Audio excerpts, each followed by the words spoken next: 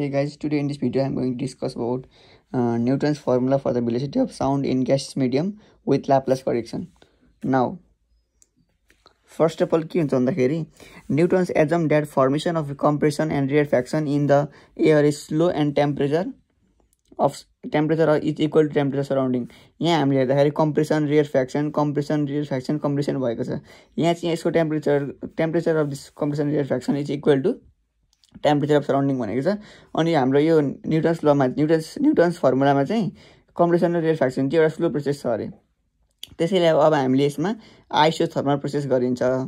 यसमा के हुन्छ भन्दाखेरि पीवी इक्वल एनआरटी हुन्छ भनेको हामीले यो पढेको कुरा हो. पीवी इक्वल एनआरटी हुन्छ. अनि यो कम्प्रेसन रेयरफ्याक्सन यो न्यूटन्स फर्मुलामा चाहिँ एनआरटी भनेको कन्स्ट्यान्ट हुन्छ. अनि यसलाई हामीले डिफरेन्सिएटिङ गर्छौं.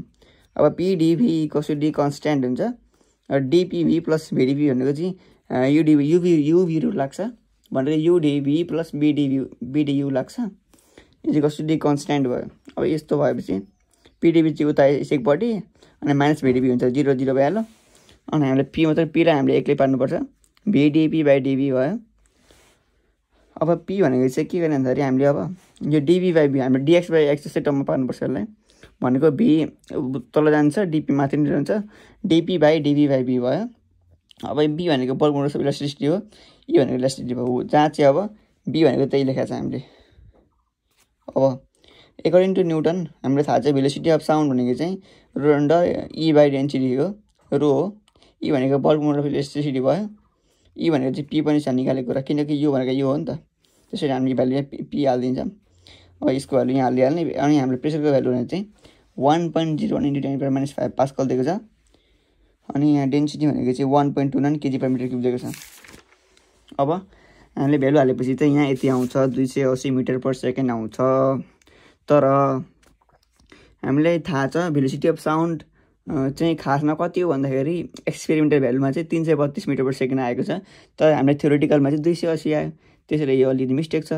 So it needs correction. Now Laplace करेक्सनको एन्ट्री हुन्छ यहाँबाट. यसले अब सानो पुरा करेक्ट गर्छ यसलाई. यसमा चाहिँ Newton's formula for velocity of sound in air is replace by Laplace. हामीले बुझेको कुरा हो. At Laplace the propagation of sound is in rapid way. Rapidly हुन्छ. अहिलेकोमा चाहिँ स्लो प्रोसेस थियो. अब चाहिँ ऱ्यापिड प्रोसेसमा आयो. Then it follow adiabatic process. अहिलेकोमा के थियो आइसोथर्मल प्रोसेस थियो. यसमा एडियाबेटिक प्रोसेस आयो. अब इक्वेसन चाहिँ के हो एडियाबेटिकको भन्दाखेरि P Y Y equals to के यस्तै के इक्वेसन हो. यो चाहिँ एडियाबेटिकको बुझ्दा हुन्छ. अब डिफ्रेन्सिएटिङ गर्ने आएको जसरी डिफ्रेन्सिएटिङ गरेपछि के हुन्छ भन्दाखेरि युभी रुल लाग्छ. युभी भयो पी डिभी वाई बस यस्तो भइहाल्छ इक्वल टु 0.